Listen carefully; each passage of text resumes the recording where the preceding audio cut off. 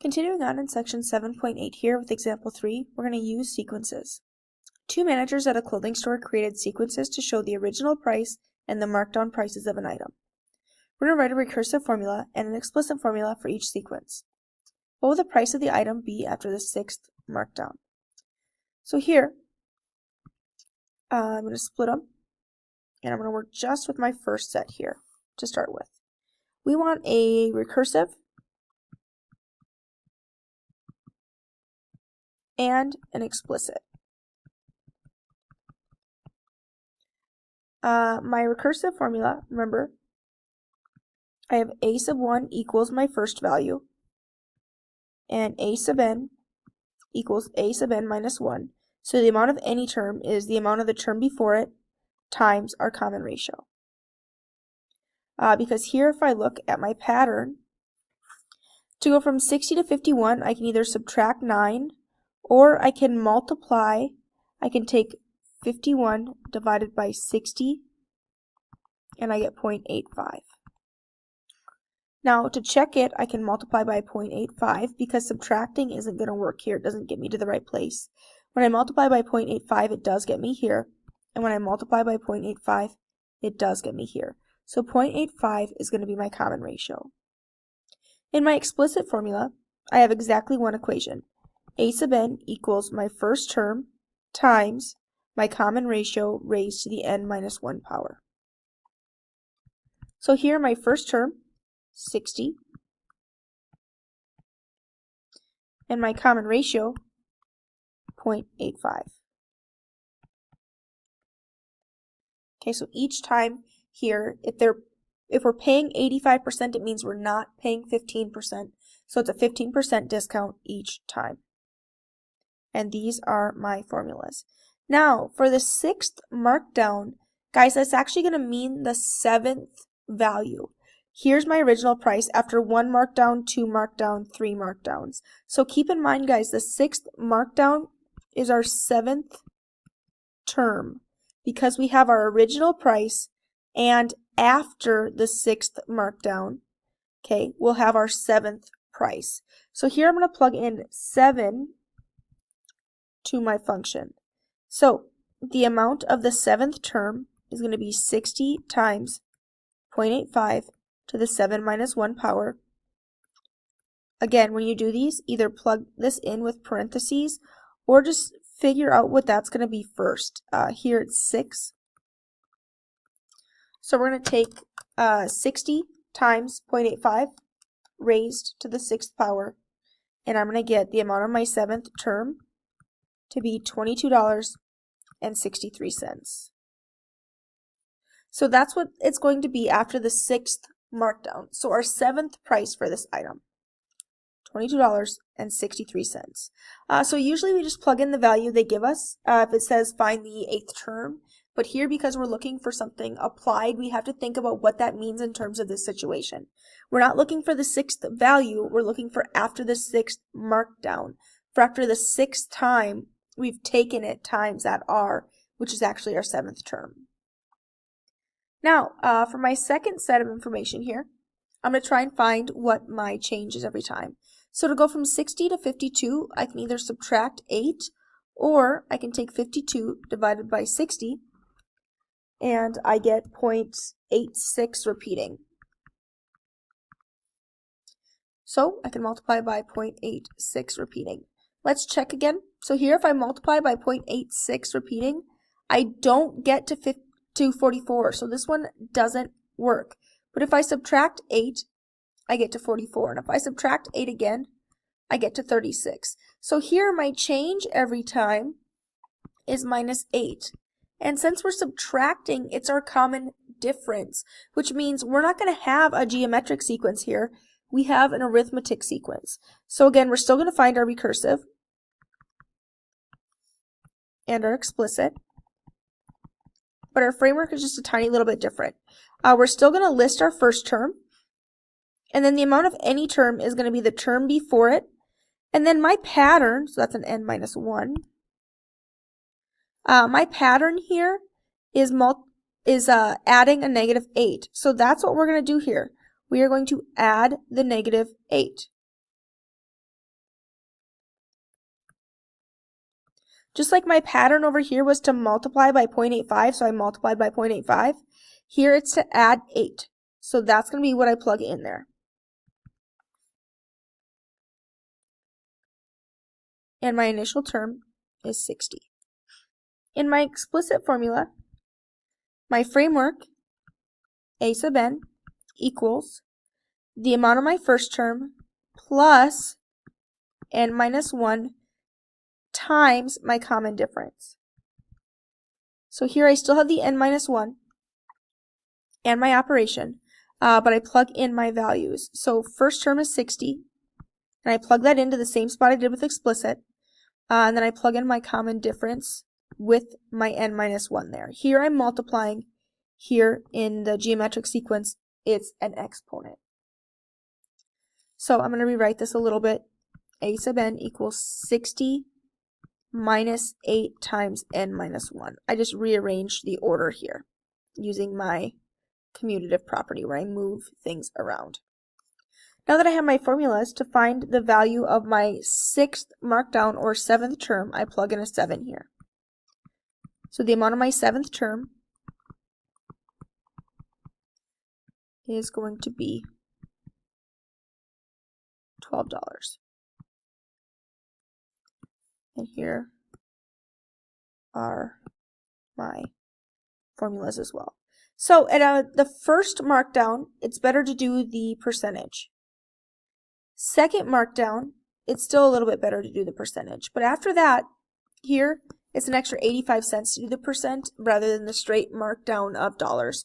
So that's something to consider as you move along. It's not always best to take the higher percentage off if you're consistently doing the percentage. So it shows a little bit of how numbers change as patterns continue. So here we're going to write a recursive formula and an explicit formula for each sequence, and then find the 8th term of the sequence. So we need to figure out how we go from one value to the other. So from 14 to 84, I can either take 84 minus 14, which is 70, add 70. But if I add 70 here, that's not going to work. So then I can try 84 divided by 14, which is 6. So I can try multiplying by 6. And when I multiply by 6, it works the entire time. So my pattern here is to times by 6. So I have a geometric sequence. My recursive and my explicit.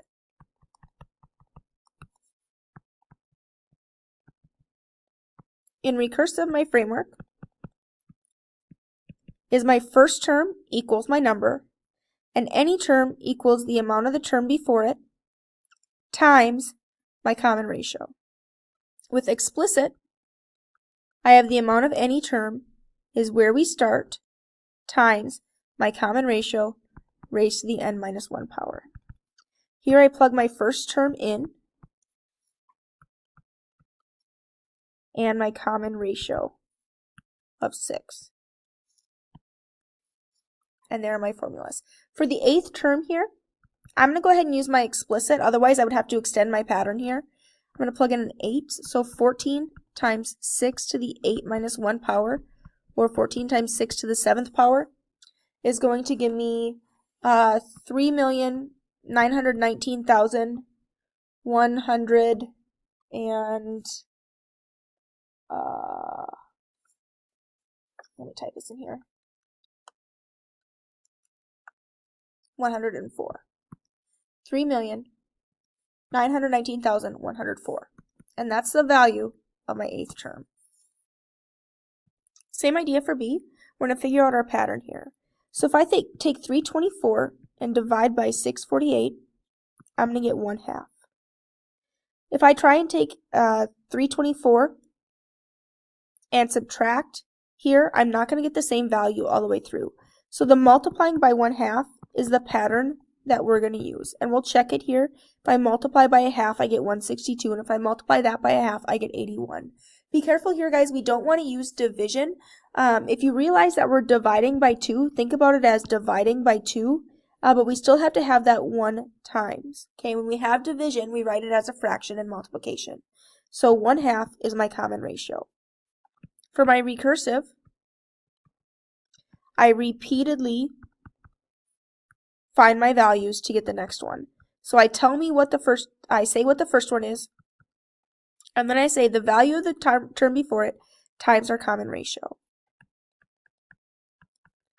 For explicit, I say the value of any term is where I start times my common ratio raised to my n1 minus 1 power.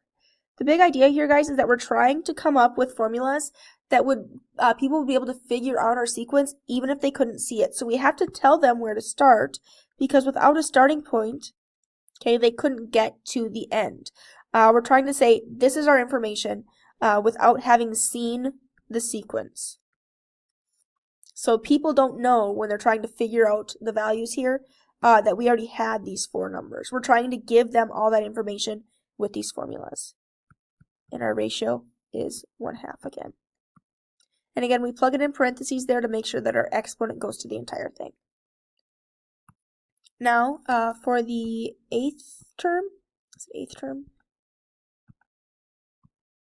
Yeah, the 8th term here, we plug in 8 for n. So the amount of our 8th term is going to be 648 times half to the 7th term. Up here, I think I put 7. No, I put 8. Perfect. And when I multiply there, I'm going to get 5.0625.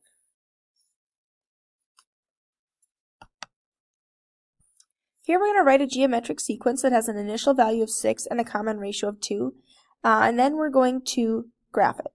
So here I'm going to have a of n equals where I start, my initial value is 6, times my common ratio to the n minus 1 power. Now to graph it and to write it as a function, for it to be a function, I want y's and x's, or f of x's, or a of n's, or things like that.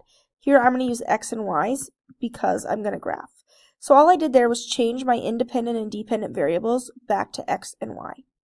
Now when we graph this, guys, we're going to do it the same way that we did with our exponential growth and decay. We're going to set up a table of values.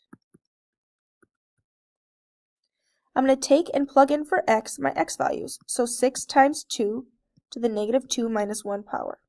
6 times 2 to the negative 1 minus 1 power. 6 times 2 to the 0 minus 1 power. 6 times 2 to the 1 minus 1 power. And 6 times 2 to the 2 minus 1 power.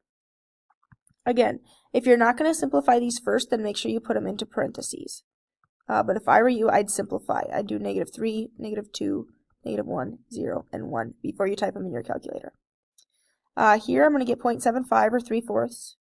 Here I'm going to get 1.5 or 3/2. Here I'm going to get 3, 6, and 12. Now when it comes to graphing these, we're going to graph them again the same way that we did with our other exponential growth and decay. So at negative 2, I'm at 0.75. At negative 1, I'm at 1.5. And once we have our table of values, we're just going to go ahead and graph those points just like we've done with any other set of ordered pairs. When we connect our dots here, remember that these are still exponential functions, so we're still not going to cross the axis there. And our graph looks like that. Again, our function here, start at 2, common ratio of 3, and it's going to be x minus 1. Table of values.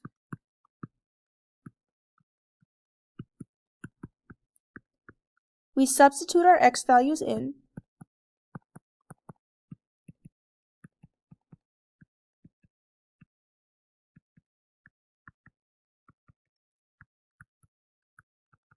And calculate.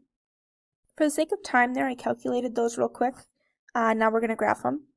And those I got just by typing in my calculator. 0.07, 0.2 repeating, 0.6 repeating, 1, 2, and 2, 6. Again, connect them and try not to cross that axis.